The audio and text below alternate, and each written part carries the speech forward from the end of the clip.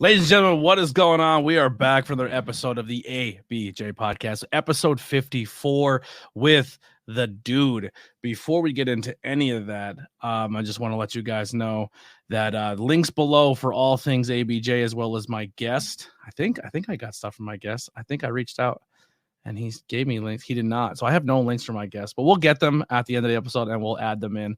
But I just wanted to double check that. So yes, so check out the links below for everything. New merchandise is out there. So real quick, I want to give a huge shout out to not just the logo designer, Haley Stokes, but also logos by Hunter and Kai. The logos of Hunter and Kai have been our two members of my Discord who are absolutely mega stars. And they realized that, my car's broke down. Times are tough right now. I'm not working. I'm trying to figure things out. I'm waiting for things to go for me. And they went out of their way and they made me so many logos. So if you see all these logos just being dumped into the merch pages, it's because they're trying to help me make a couple bucks by selling some merchandise here and there. And I appreciate them so goddamn much that they don't even know. But literally there's a variant of so many different wrestling promotions out there that you can get, as well as maybe so much wrestling inspired logos. And there's some pop culture ones in there. So go check them out.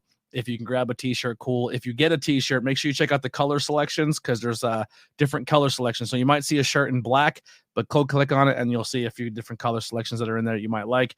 TeePublic and Teespring are both available. Links in my bio. A lot of cool stuff, man. And if you need a logo, please hit up Logo by Hunter, Kai, and also Haley Stokes for all your logo needs. Without further ado, let's read. Without further ado, we're not bringing my guest in just yet. That's usually my guest line. But let's talk about Suplex, baby. Suplex. Guys, it's finally happened. A store dedicated to vintage wrestling. They said it can never be done, but they did it. And I've seen it with my own eyes. Suplex Vintage Wrestling is a store curated by wrestling fans for wrestling fans, located on 5th Street in Philadelphia, Pennsylvania, just 1 block south of South Street in the heart of Queen Village. Their shop features the largest collection of vintage wrestling apparel under one roof. Their selection includes classic design features from your favorite wrestlers from the Golden Age, the Attitude Era, International, the Indies, and much more. And if you're tired of watching premium live events or pay-per-views at home alone, and you're in the Philadelphia area, man, SVW hosts the best watch parties since your friend Kyle's birthday party when you were 12 years old. And if shirts and watch parties aren't your thing, man, they got figures, they got belts, they got trading cards, and they have a little bit of everything when it comes to some of the rarest wrestling memorabilia ever. They have a bunch of video game systems playing there, so you can go in and play some No Mercy with some other customers and find out who the best, best on the sticks are. They got Super Nintendo going, they got N64, GameCube, PlayStation, SmackDown versus Raw, SmackDown here, shut your mouth. It's all playing back there. There's TVs with wrestling playing all over them. It's honestly the coolest place I've ever been in my life. And if you are a wrestling fan, you must experience it. So what are you waiting for? Check them out at suplex.svw on Instagram, or go check them out at suplexsvw.com and let them satisfy your wrestling nostalgia needs. All right. Love this sponsor, man. I'm super happy. I wore my special. So they had a special RVD shirt for 420. This is a limited run. There's not many left, so go get them while you can. But I figured what better guest to wear my 420 inspired RVD shirt than probably the next generation of RVDs and someone who just gets high on life, we'll say. Without further ado, let's bring in my guy, your guy, the dude. Well, is that it? Hey, what's going on, man? Thank you so much for doing this. I'm very excited about this. We talked a little bit off camera about just how like we kind of just randomly met each other. We're cool, but I don't really know much about you when it comes to like you as a person. And this is where I feel this podcast stands out, because I'm very fortunate enough that wrestlers are willing to maybe drop a little bit of their barriers and talk to the audience and give them that inside view. And that's, I think that's what sets the ABJ podcast apart from the others. And I appreciate all of you having that faith and confidence in me to do so.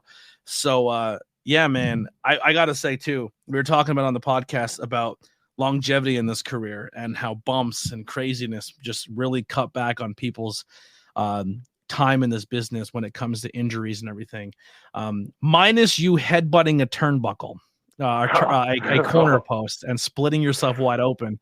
You have a style in this business that you're going to be able to do this for a very long time.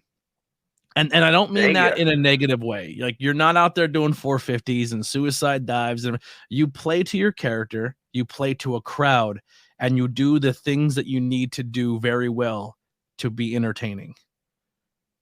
Yeah, that's for sure. Yeah, that's for sure. It's crazy because I find like the like more wilder things I do, like it gets over. So it's like how don't I do it? And it's like when I try to go out and kind of like wrestle and show my ability, people they enjoy it, but they're like, well, what are you gonna do? Like, what's the next crazy thing you're gonna do? So I take it. I run with it. And I appreciate everybody. I appreciate you having me on, first off. No problem. I appreciate everything you do, like giving everybody a platform to just let them be themselves. So I really do appreciate that. I appreciate you guys all for coming on. If I didn't have people who are willing to come talk to me, this would be nothing. So the credit goes to everyone who's willing to be here. So man, when did you get into this crazy thing, professional wrestling? What's your earliest memory of catching it on TV or whatever it may be that you caught this bug? Dude's a 90s baby. So the dude, ever since he was a little dude, he was a huge wrestling fan. So like, it just came natural to him. Like, I just remember, I think my first memory was just Shawn Michaels. That was definitely my favorite wrestler. Great pick. Not a lot of love with the newer generation with Shawn Michaels.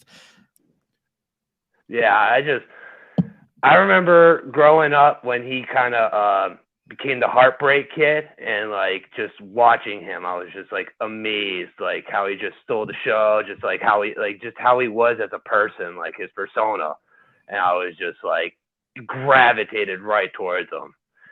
Good morning, dude. That's a long way away. But all the way across. They're actually upside down right now. They're hanging on. Oh, maybe I'm upside down now. Oh, I'm all confused. Now, was wrestling a big part of your household? Like, were your parents or your siblings or whatever the situation, was the family involved in wrestling that it was just on for you to consume it? Oh yeah, dude had an older brother, and that's how he got introduced. So I remember the Monday Night Wars. We would flip back and forth. So whatever he started with, we just kind of kept going with. But that was like my earliest memories, like watching like events with him, pay-per-views. We'd go over friends' houses and stuff. Like, so I was just a huge fan growing up. And you know, we used to have pool federations and like just beat each other up all the time. We were just typical boys. Now, where are you based out of? I'm from Scranton. Okay, so you're from the Wilkes-Barre, Scranton area. Okay. Now, were you ever introduced or find out about the independent wrestling scene in the area? Not until I started my training, honestly. Really? That's crazy. Yeah, Backbreakers was my first indie show ever, and it was like I worked it, and like just being behind the scenes, like I was already in training, so it just kind of got the juices flowing a little bit more. And I was like, this is probably one of the coolest things ever. And honestly, I think my first show ever was when Gangrel was there and he wrestled Kit. I was like, oh, this is like the coolest and Gangrel took a full hard back bump on the floor, on the outside, on the hardwood floor, and didn't even have to. He didn't even have to. I know. That's crazy. I was like, oh, that's like wild. A legend. Now, how did you transition from that lifelong fan to then finding Backbreakers and then getting into the training aspect of things? Well, the dude found it by having a magical mushroom on his pizza and just woke up there. But yeah, me personally, I was just like, even when I started training, like I did go to some events and like just going to them, like it just hooked me. Like, like the crowd, the adrenaline, like I tell my friends and my family members like all the time, like this is the one place like they want you to boo the bad guy and cheer the good guy. So like you could just go as wild as you want sometimes.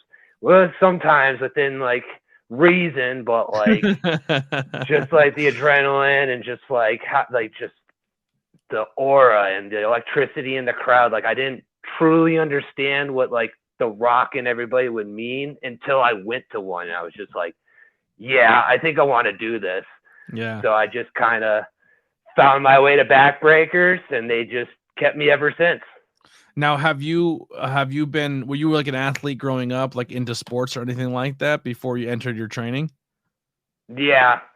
Yeah, we were a huge sports family. We were always kind of like on the go. Like there was 4 of us in total, so we're always like out and about doing sports or like. What did you play? I had a sister. Yeah, just random stuff.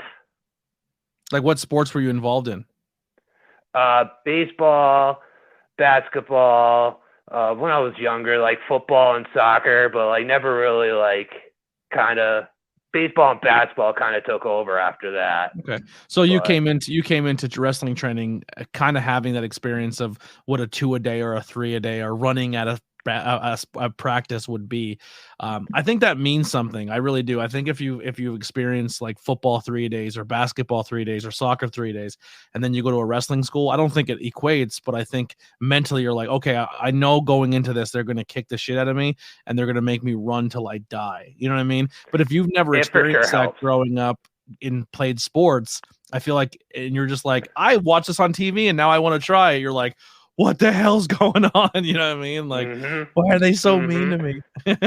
Yeah. And then like, you don't want to be one of those that's like, oh, I saw it, so I think I could do it. And I played sports, like, you know, and it definitely helped. But like, honestly, it humbled me because like, I just didn't pick it up right away. And it just like teaching you to fall, like you're just beating your ass up, like you're just getting destroyed. And like, there were days where I'm just like, what am I doing? But like, just kept pushing through. I remember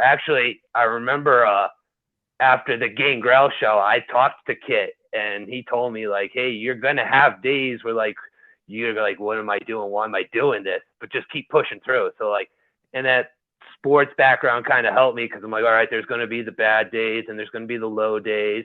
And there are, but then like, when I finally debuted and like the highs, oh man, it's just like, it's an incredible adrenaline rush that like, I can't even explain, honestly. Yeah. It's just a high I chase every time.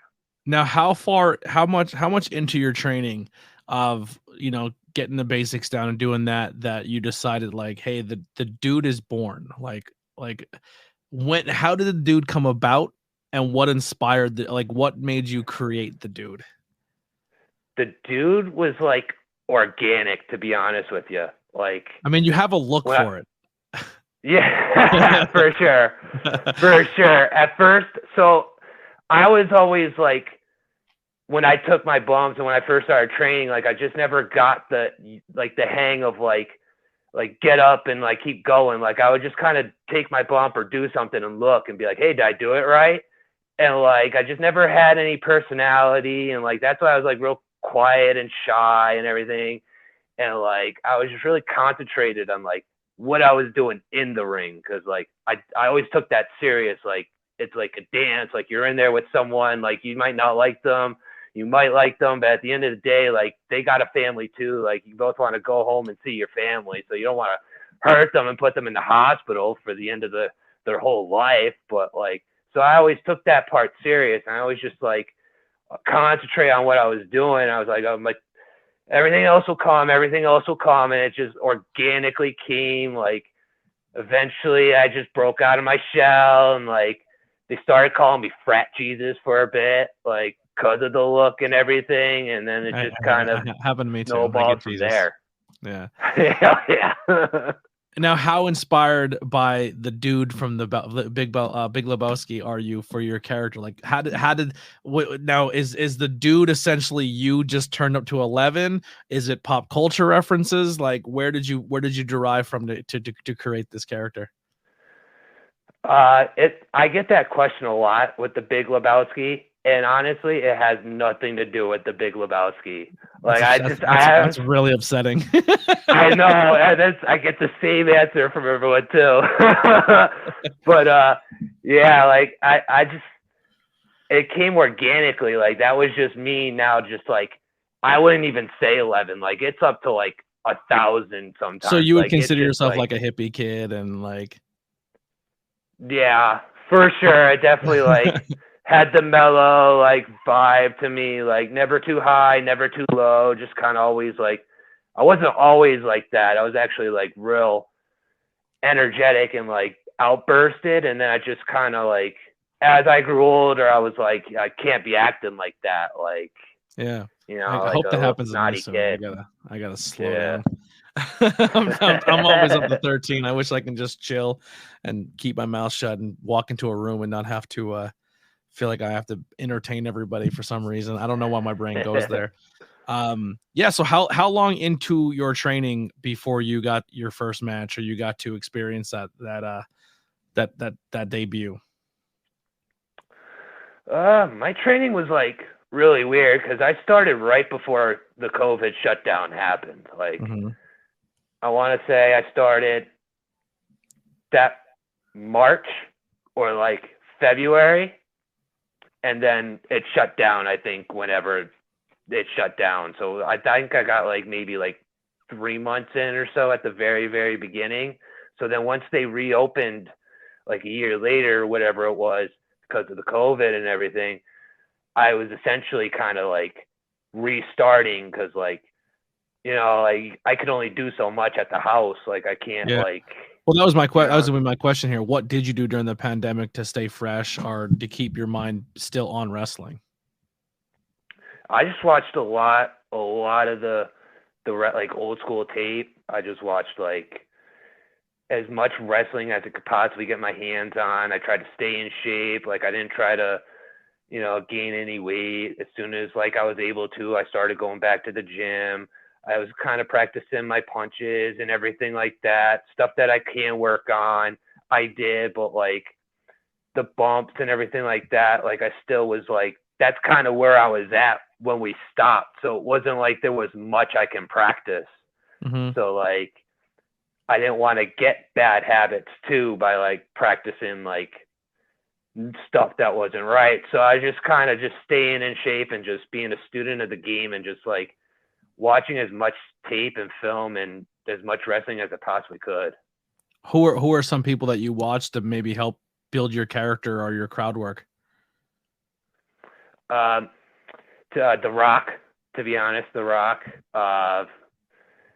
Stone Cold, Hulk Hogan. Weirdly enough, If you don't say "dude love," I'm kicking you out of this. Definitely, I definitely was a huge Dude Love fan, but like crowd work, like I watched The Miz a lot. Like, yeah, like he's just so underrated for like how he could just create like control the crowd. So like that's where like I just was like, all right, like let me see how he does and how he interacts with people, and like he's just amazing, I think, in my books. Yeah. Gavin in the chat says, dude, I wore my tie-dyed shirt to school for the 70s week. It was so big, I tucked it into my socks. Oh, I think that was, I think that's your dress then, huh? Nice little tie-dye dress. Nothing wrong with that, dude. I'll tell you what, I had an opportunity to go to a Monday Night Raw not too long ago, and The Miz and Johnny Gargano wrestled, and they got like the heavy commercial break match where every time they kept going to commercial, and it was really cool to see, especially someone like Miz and Gargano, but Miz really taking control and being like, hey, you're on commercial. Like they would give him that cue, like you're in commercial, and then immediately he'd go right to crowd work. Because when you watch The Miz on TV, he's mostly in match work. But as soon as they tell them that they're on commercial break, they immediately start working the crowd. So by the time that the crowd comes back from commercial, the crowd's hot and they're feeding into the match again. And that's where The Miz is real. And then watching it back later, like the crowd stayed active the whole time, and it was because every single time the Miz and Johnny was just doing the special, like go in the corner, and when he'd raise, everybody would boo, and then he'd point at Johnny and they would go yeah, and he'd go me, and they go boo, and then yeah, and just simple stuff, and it just kept carrying over, and that small stuff is just so vital. But it really is. Yeah. Now another thing with you too is like I feel like one thing that you maybe not missing, but like if you look at some of the people on the indie scene or in just wrestling in general that have they're heavily character influenced, like somebody like you are. And I'll use the example like Abs or Stan Styles or I'm trying to think of another one who's very character driven. There are two examples I can just use, but Abs is like, okay, I have my gimmick, it's my abs, it's my belly. But I also like there's two or three things, and it's like if you see my match, you're getting those two. That's the greatest hits. You're getting those greatest hit moments where that's my go-to thing. That if I do it, the crowd realizes is why. That's the thing, and then if they play into it, like Stan does the pant rip, and he does the whipped cream spot, and then like what or like does the whipped cream in the mouth stunner. You know what I mean? You're still like I said very early, like you have a few of those things, but not like something you call to every single match, which is fun and it's fine. But like on commentary, like you do keep it very, very fresh. But is there stuff that you're still working on of like what those essentially your signatures can be that you're going to try to bust out more or less more often to kind of get the crowd like oh, if the dude's coming, wait till you see what he does here, you know what I mean? Like that moment. Yeah, the dude's been playing around with a few things. Like right now, I brought out gummies. I think that's a fun move. It's a fun move. Yeah, people are popping for that right now. So I'm just kind of staying around with that. And then you can kind of playing off of that. You could do gummies, you could do brownies, you can do anything like that. Like it changes all the time. I know you first started about the pen. The pen was your first bit. You're always looking for your pen. I was looking for a certain pen, which I still never found. So if people are out there and they find my pen, just let me know. You'll know it exactly when you see it. There you go. Rob Chase's burglar gimmick, another very good one too on the scene. Anything else? What else? Like, is there something else that you kind of are cooking up or thinking about trying? Personally, not right now.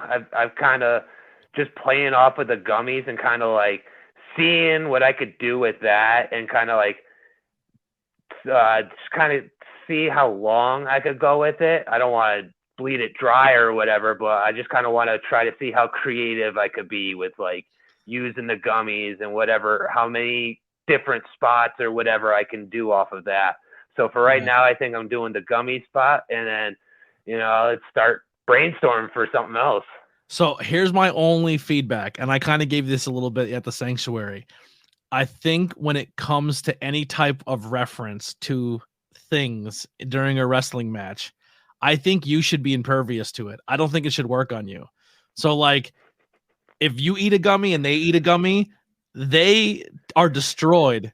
And you're just like, I can eat more, dude. You know what I mean? Like you're invincible to it. It just has zero effect on you. Like you're in that zone at all times. So when you do the gummy spot, your opponent is just like, you know what I mean? Like, That's the only thing. Because I think if you get to the same level as they get, that's where you lose your, I guess, in the ring, your one-up advantage, if that makes sense. Yeah, I get exactly what you're saying. Yeah. And the dude has a really good, strong tolerance. So yeah, that's what I'm saying. That should be the bit. Another good thing that you could do at the Sanctuary is that when the smoke goes off, you just go over and just like.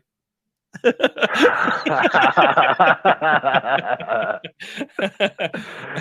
never thought of that, but you might see that Friday now. Who knows? Yeah.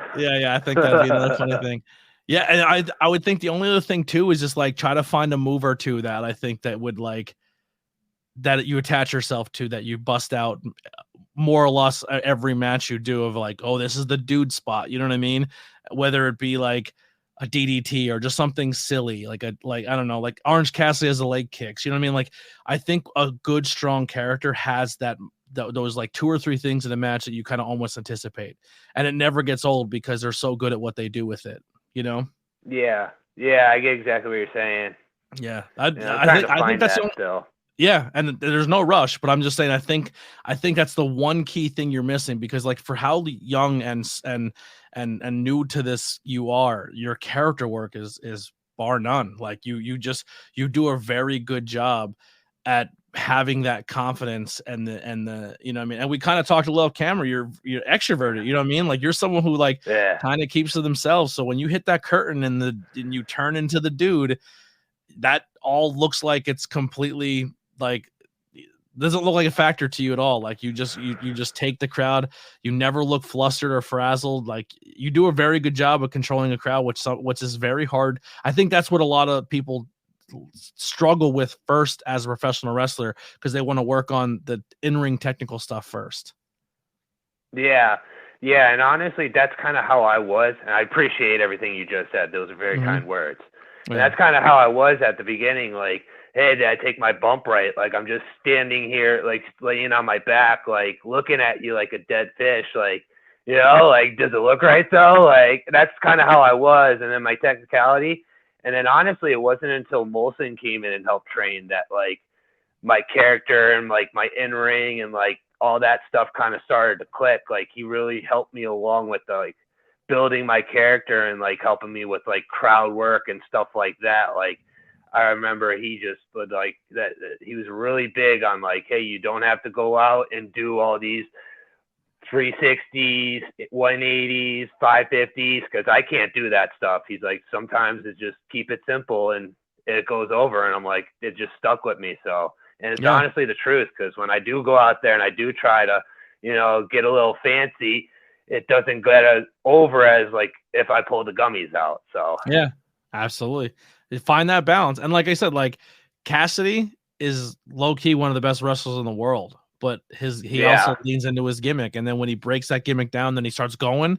Eventually you can get to that point where you start like where you can go and where those technical aspects you do meet, because you're still young in the game and you get really good at those other things. You already have that character base there, or you already have them. And then you showing that you can showcase and do chain wrestling or this or that and this, they're like, whoa, wait a second. Like, where did this come from? You know what I mean? And that's just another element of you that you can bring out at some point in time later. Here's a question. I don't know the answer to this, and I've called your matches. What is your finishing move? Like, I don't think I've ever seen it. Move, or like like name? the actual. I do the Claymore kick. I call it the peace out. Okay. I don't think I've ever seen you land it, but now that I know to look for it, that's your finisher. Yeah. Yeah. So who was your first match? My first match technically was Nathaniel Cunningham. Yeah. At High Ground? No, I actually did that at Triple WA. Okay. Yeah, it was a random Saturday, and Nathaniel and Molson were going down, and they're like, hey, do you just want to come? And I was like, sure. I found my way onto the card somehow against Nathaniel, and that was my first match. Yeah, I think what helps your crew of that young talent that came from the Backbreakers High Ground training facilities, I think what makes you guys stand out is like, I think if I'm being, and I'm not saying this to be negative, but like if you weren't the dude and you were just like Jesse, the long-haired guy who went out there and wrestled, like I don't know how many bookings you would get. You know what I mean? Because you're still new and you don't have like, you know what I mean, you know your weakness are, and you know where your strengths are. But if you were just Jesse, the guy who didn't have a character and then try to go, and I'm not saying Jesse's his real name, I'm just putting it out there, but like I don't think you would get as many bookings. But like I think being the dude and you're like, hey, listen, like I'm still new, but like I'm gonna work the crowd. We could put something together, and a lot of veterans and people in the business are gonna be like, oh my god, I get to work the dude. Bro, this is going to be fun time. You know what I mean? Like, I don't got to go crazy. Yeah. You don't got to go crazy. We're going to play to the crowd. I think every single person in the locker room, whether it be a veteran, whether it be a top guy, a mid guy, a new guy, I just think that characters is something like people would look forward to, and you put it in the right spot of the card, it's going to shine. Yeah, for sure. I appreciate that. And yeah, for sure. Because honestly, if I wasn't the dude, I don't know, neither. Like, because, like, I just feel like, too, he's just so different. Like, I don't even know how to explain them because, like, if you hear hippie, you just think, like, oh, okay, laid back, 420 coming out, stoned, like, all chilled. But then, like, once you hear the music and then you actually see me, like, I'm kind of the complete opposite. I'm, like, in your face, like, exuberant all over the place. So, like, yeah, you're like a high energy hippie. Yeah, for sure. It should be a t-shirt. High off life. Yeah, it should be the high energy hippie or something like that. The dude. Yeah, I like that. Yeah. Hold on. The high energy. I don't know. I'll figure something out. I'm trying to do a play on words where it's like that thing, but it's still like maybe THC. Like, gotcha. Yeah. Like, I don't know. We'll figure it out. It'd be a lot of fun, and then that could be like another gimmick thing. But anyway, yeah. Now my brain's trying to rack to that other thing. Who are some people that you have worked with or a match that you had where you felt like it really clicked and you felt like you've taken yourself to another level because that match kind of you pick things up that maybe they were the missing pieces to maybe just a confidence boost or how to put something together that you didn't know you can do? I think the one that stands out first is my match with MIT. I wrestled them at High Grounds Pro Wrestling, their last show. And I don't know. I didn't have any expectations. Like, MIT is a really good worker, and I was really excited to work him. But, like, I just didn't know exactly how. Like, it was my first kind of, like, big match, I guess. Like stepping out of my comfort zone. And, like, I know he was more, like, aerial based and, like, really fast and agility. And I was like, okay, like I'm kind of used to gimmicking and like doing some stuff and like a few things here and there. Like, I think he's going to test me tonight. So like, I was kind of really excited once we did find out. And I think we had a really good match, and I'd run it back with him anytime. Mm-hmm. And I had one with Hawthorne too. I think there was another one. That was another one that kind of really clicked too. And I don't think we had the best match we can ever have, but I think we had a really good match, and we could definitely go out there and like just crush it. I think I'd run that one back anytime too. Yeah. Is there anyone on the scene right now that you're looking at and you're like, man, I really want to work that person because you think you can put something together that'd be fun with? There's so many people, honestly. I like working all my friends. Like, I'd like to work Nathaniel again and like Donnie and all of them. I never worked Damon or MJ Stack, so I think that'd be fun to do. But honestly, I can name like a bunch of people like Mike Skyros, Kit Raff, Rex Taylor, I think would be fun. Abs, I was in a gauntlet match, I think, with Abs. I think that'd be a fun one. Oh, yeah, the gauntlet, yeah. Yeah, it was like a scramble, I think, or something. I was in who would be a fun one to wrestle, just because he kind of, it would be a fun dynamic, especially with your bits. Philly Mike. Yeah. Like if you and Philly Mike had a match and then you gave Philly Mike a gummy and it had no effect on him either. He's like, yeah, for another one. Like, that'd be great. He's like 3 more, and then he's like, wait, and then he pulls out his own gummies and feeds to the U, and then you're like, whoa, dude. Oh yeah, like that'd be fun. Like outdude by Philly Mike. yeah, that'd be hilarious. And it's like stuff like that too. Like, I think. Like, my mind automatically goes. If we ever get Trajan back, you and Trajan would be fun. Yeah, that'd be a good one. Yeah, there's a bunch of people out there. Honestly, like, I'm trying to work as much as possible and whoever, but they're like, the list is just so many. There's so many good talent around here.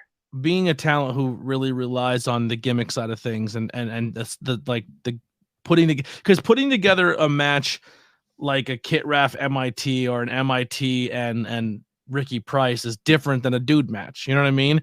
But like when someone works you, they know they're working the dude, right? But you're also still so new to the game that like is it daunting at all to kind of come into a match and like they have to like kind of more play to your style because that's like you're that like when you're booked together, I feel just from my point of view, whoever works you has to play to the character. That's just pro wrestling, right? So you can be this, but if you're wrestling the dude, you got to get your shit in. You know what I'm saying? But you're also young and humble and don't want to be like, well, hey man, this is kind of what I like. Is that daunting? Does that ever get to you where you're like, you're still not maybe at a point where you feel like a veteran might not respond to it, or people might not want to work that style of match, and then you have to adapt to them and you have to kind of not do your character, but your whole time you're trying to build this character? Like, have you ever had any experiences like that? Not really. I've been really lucky in that sense. Like, everybody I've kind of gotten to work has kind of really been excited to kind of like they come up with stuff, because like I think in this industry, like, everyone takes it so serious and everything's so serious that when they get a chance to kind of be goofy, they get to have fun with it. So like sometimes I like to see that, and like I get excited about it, because like, you know, like I get nervous because, like you said, like I still am so new and so green that like I still get so super nervous. Like, and they're banking on you to kind of put it together, because they're like, hey, your character's the A character here. I have to feed off you, and then you're still new and figuring things out, and you're like, shit, I have to kind of take control here, and I'm still not up. You know what I mean? Like, that's not easy to put a match together and be the one to kind of be in the driver's seat of it, you know? Yeah. I just, like I said, like I just been lucky because everybody that I got to work with, like, they've been super nice, and like everything's just kind of flowed. Like, they've just been excited. Like, I can probably name like a few matches off the top of my head, like that I'm like maybe the chemistry wasn't there, maybe the night was off, like, you know, so like it wasn't the best, but like I just been so lucky with everybody that I got to be in the ring with, that they've just like been excited and they just been grateful, like just been so nice to me about it. So I've just been lucky on that sense. Yeah. Stan Styles is probably one of my favorite ones that you recently did. I thought that was good, just a kind of stylistic matchup. Ian says in the chat, rematch the turnbuckle. I think I'm gonna have to face that pole one day, face my fears. He's another one. Ricky Price is another one I'd like to run back to, because I felt like we had such great chemistry. It was a good match. Of course, that happened. Yeah, it was going well. Really was. Yeah. I was so bummed for you. Yo, I want to talk. I don't know if Molson ever listens to my podcast, but I'm fucking making fun of him a little bit here. Real quick, Donnie said it was so easy being heel working the dude. I remember you backstage, and they just like put a bandage on your head. You're like, we're gonna take you for stitches. And I remember Molson saying, make sure you take your boots off if you're going to the hospital, because they'll cut your boots off. And I go, he's a cut on his head. Why does he have to take his shoes off? I was like, it's the dumbest thing I've ever heard in my life. I remember just looking at him like, did you just say, make sure you take your shoes off? I was like, he's going to get stitches. I'm not going to be like, excuse me, sir, we got to cut your shoes off to give you stitches on your forehead.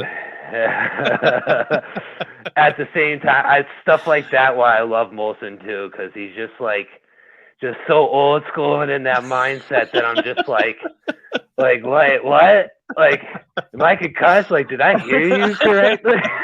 He said that. I was just like, it's the weirdest shit I've ever heard in my life, my guy. Yeah, but honestly, he was one of the most like, he's he's helped me with like my career, because like I said, like the actual character development, he helped me with that so much. Like, he, like, the in-ring, like what to do, like even after matches, like he's like one of the first people like I ask, like, honestly, like, hey, honest opinion, what do you, because like I can't get better if everyone just keeps saying like, hey, yeah, no, it was good. Like, if like I didn't do something good, even if it's the smallest thing, I want to know, because I want to get better regardless. Yeah, honestly, man, like I think sometimes people might think I'm being mean if I like, because if people do ask me for critiques on matches and people send me stuff, and it's not because I never trained, I don't know what the fuck I'm doing, but like I do commentate a lot and I do watch a lot and I consume a lot, but also like I learned very, very early, I learned this at Camp Leapfrog, and I think the person who really put it over to me like that was Green Ant. And I remember he didn't have a bad match, but it wasn't his best. And he came up to me, he's like, "What'd you think?" And I was like, "No, it was good, man." And he's like, "All right, listen, I'm gonna tell you something right now." He's like, "The best thing you can do for a wrestler is not bullshit them. Because we know when we have a bad match, and when someone comes to you, they're not doing it because they want you to gaslight them, and they don't want you to tell them everything they want to hear at that moment. They're coming to you because they trust you, they think you're honest, and they kind of want you to find the one or two things that they can do better. You know what I mean? And they're not going to take offense to it. And I thought to myself, like, here's Green Ant, who's been in this a long time, and he's kind of telling me that. And I was like, and I kept it. You know what I mean? So yeah, I for people out there listening, it's good to be honest and critique, and it's okay to say something wasn't great, but also look at it like it's not easy what they do out there, and there's a way you can go about doing it without being an asshole about it as well. You know what I mean? Like that match was the drizzling shits, you piece of shit, you should quit. Like, you don't need to do any of that. If anyone has any questions for the dude in the chat, get them ready. We are at the 45-minute mark, so that hour is creeping up. But the dude, you know, I had, speaking of Donnie in here, the Don himself, Donnie Bambino, was in here. And we played a little game. We had a little bit of a draft, and we picked our favorite mob movies. And I thought to myself, the dude is here. We're going to do a 3-round draft. I'm going to delegate to you first round pick, and we're going to do our favorite stoner movies. So drug/stoner related movies. 3 picks back and forth. You get first round pick. Go first. Well, I think my first round pick is has to be Dude, Where's My Car? Like, okay. Great pick. I would have went somewhere else, but I like it. I'm gonna go with Dave Chappelle's debut, Half Baked, is my number 1 pick. That's a good one though too. They're all good. Like, there's a lot of good ones out there. All right, you're up. I watched a lot of them. My second one. This might not be a popular one, but I swear to God, every time I watch it, it makes me laugh so much. Grandma's Boy. I love Grandma's Boy. That's a great pick. What a good pick, bro. For some reason, that didn't even register in my brain as a pick. Holy shit, Grandma's Boy. I love Grandma's Boy. That was probably one of my favorite movies growing up. Like, just like the nonsense in that was just ridiculous. All right, if I don't pick, this could have been my number 1 pick, but I felt like Half Baked is one that is more people know about and talk about, so I felt like I was going to lose it. And this one sometimes flies under the radar, but if you talk about a drug movie, Fear and Loathing in Las Vegas is going to be my number 2. Oh my God. We were just outside of Barstow when the drugs kicked in. Oh, what a classic, dude. That is a great pick. Oh, so what are we on? Third one? Third and final pick. Third one. I'm so terrified you're going to say my pick. Yeah, I probably am, because I'm not going to look at you. Like I don't want to channel my energy to you.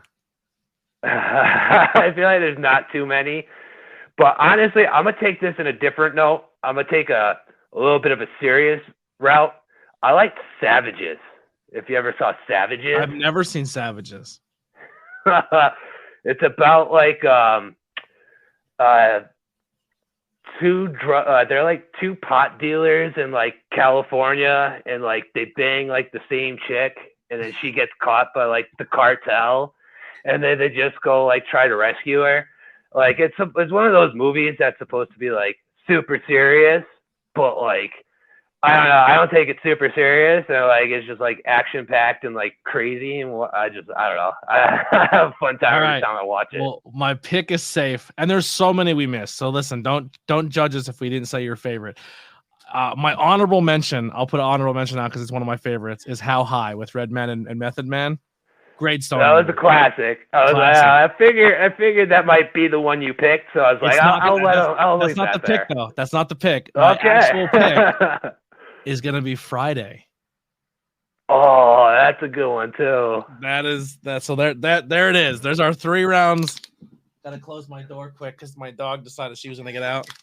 It's not a back scratcher. It's my door closer. I like that, dude. Yeah. Way to be innovative. It is also a back scratcher. But there it is. There's our 3 stoner movies. I think they're all good picks. Man, fuck. Now I want to go watch some movies. So yeah. What are some future plans for the dude? What do you want to get done in this business? Some places maybe you want to work, just overall goals when it comes to the next steps for you.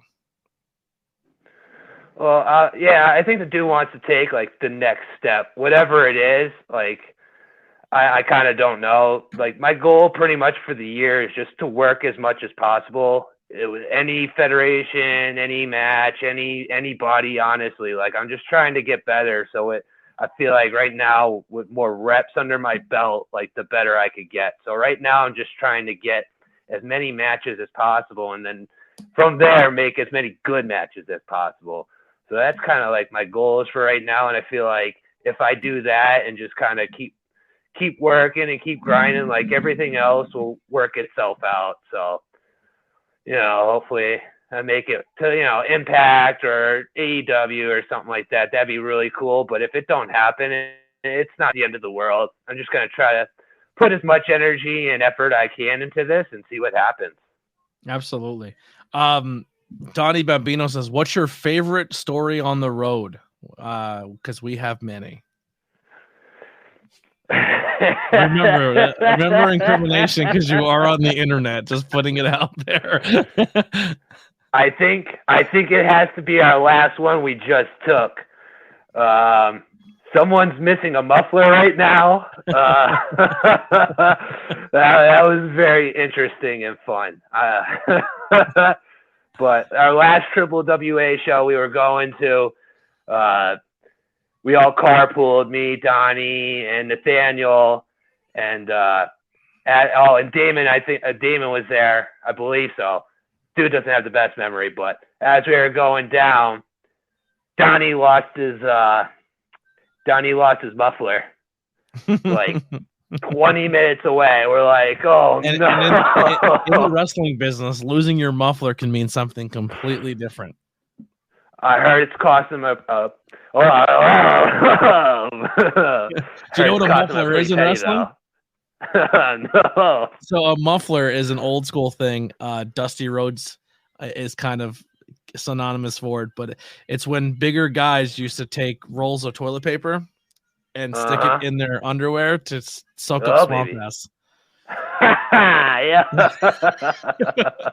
and Dusty Rhodes lost his muffler in a match, so just sweaty, gross toilet paper fell out of his trunks. Yeah. So to be clear, it was his car muffler. We lost the car muffler heading down to the show. And it was about 6 feet of the muffler. Like, it was the pipe and everything. Yeah. The dude doesn't have the best memory. It was 2 weeks ago. LOL. I love this guy. Those gummies, dude. Yeah, those gummies. Jinx. Like I said, last opportunity for you guys to get some questions in before we wrap up. Where can people find you on social media, merch, anything like that? And also, where's the next show people can see you?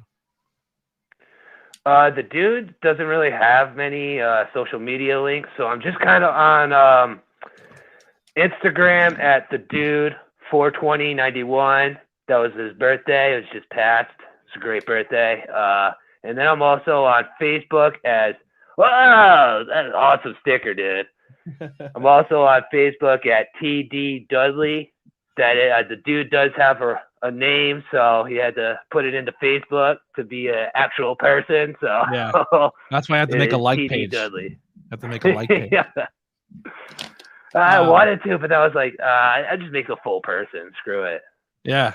We got to get the dude merch out there. We need to push that. Get you some stuff. Get you some dude t-shirts and maybe. Yeah, the dude's the worst at that. Yeah, he just got evicted. So yeah, so that's the thing too. That's a question. So if a lot of people are following the dude since the battle about backbreakers days, your kind of character was essentially you just started living at the training center, and then you were kicked out of the training center, and you're everyone's in there doing squats in the ring, and you're outside in the street and you're doing them through the window. So like, who came up with the idea to shoot those vignettes and kind of help you along with that? That was me, actually. Yeah? I thought of that. Yeah. I have fun with it. So like, I just think of like some stuff sometimes, some crazy stuff, and like, I just give it a try and see what happens. So like, I just like to be creative with it. Shooting those little vignettes and promos that's just to put out on social media are a lot of fun. I want to start doing more. I'm gonna be honest. I want to go to shows. Like, I know I shot a couple with Ricky, and a few other people, but like, I want to do more of those. Like, I think it's really fun to have those collaborations, even if it doesn't boost a match. You just put it out there to boost your character, or just to have a fun little spot. I'm gonna start challenging myself to do more and have little vignettes and stuff like that. So. But yeah, they are really cool. But well, I have one more thing that I'll let Hunter do here, and then I have one more question I have in closing, unless anybody else puts one. But if you could write a younger letter to younger dude, what would it say? It'd probably just say, stay humble, stay hungry, and stay patient, because good things happen to people that are positive, and positive outcomes or positive thoughts or positive outcomes. So just keep grinding, keep your head up, and yeah, that'd be pretty much it. How crazy is the dude's stuff? The dude's got the greatest stuff around, so might have to try it sometime, pal. He might have already had to try it during a stampede. But you can check the dude out this Friday at Cinco de Mayo at the Sanctuary. The cool thing about those shows is nobody knows who they're working until they get there that night, and it makes for a fun night.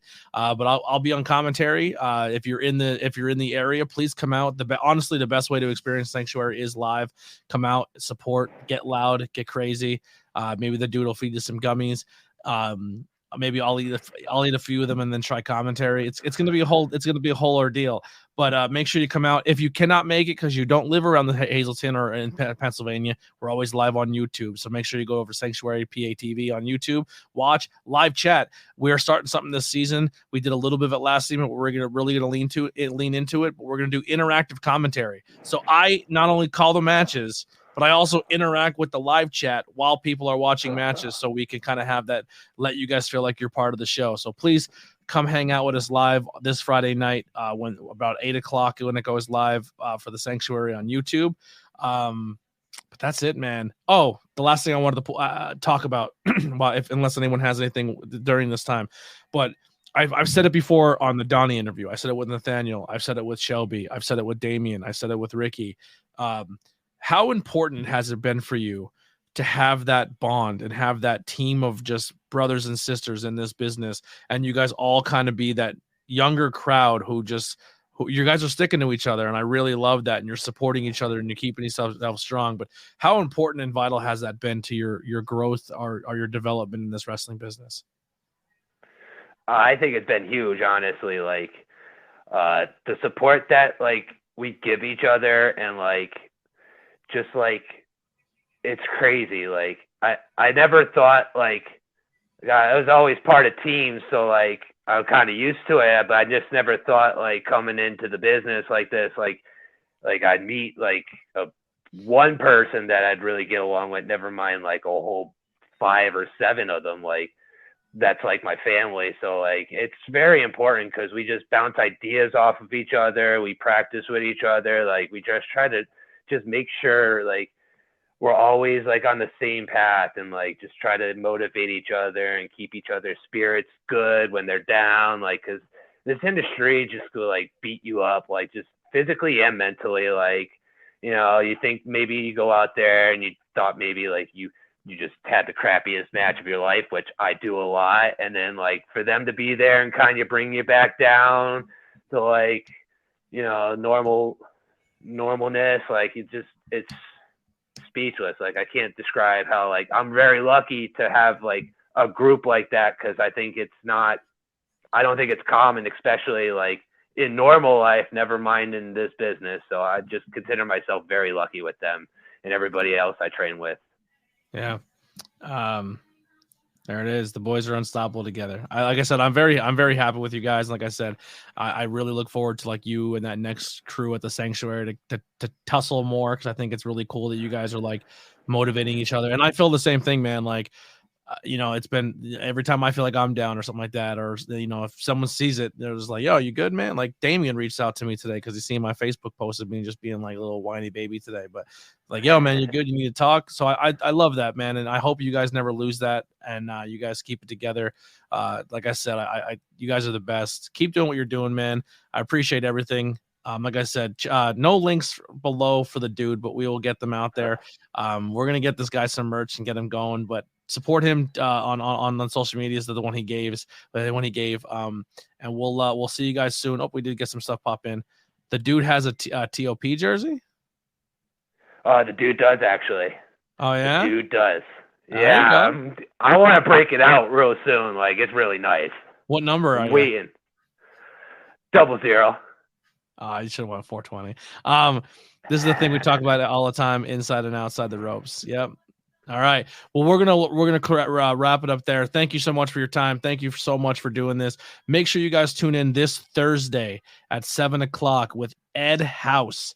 That's going to be a really, really exciting one. Huge thank you again to my sponsor, SVW. Just to close out, I don't know if I did it last episode. I probably didn't, so I apologize. But Elevation 1470 is reinventing the style by bringing traditional and nostalgic apparel to Frackville and the surrounding areas of Schuylkill County, Pennsylvania. They pride themselves on hometown heritage and community. Elevation 1470 is where the trail begins. You can find them at elevation1470.com to find the latest in traditional nostalgic clothing of Schuylkill County, Pennsylvania. I'm rocking my beanie right now. I always wear my Schuylkill Mall shirt. It's literally someone who's so passionate about his local town and our local community, and they make merchandise because we have all these little cool things that people don't know what they mean or what they stand for, but it makes us in this small little community feel great. But so make sure you check out my sponsors as well as High Tension Wrestling below. Follow them on social media, show them some love. Lots of great stuff. They've been posting a lot of our interviews on their side of things. So yeah, show the support to all the sponsors. They help keep the lights on. They help this journey keep growing, because it's not easy, especially being unemployed. So thank you guys so much. We'll see you next time. Here's some music by the Converse Kid, Billy Trey. We're out of here.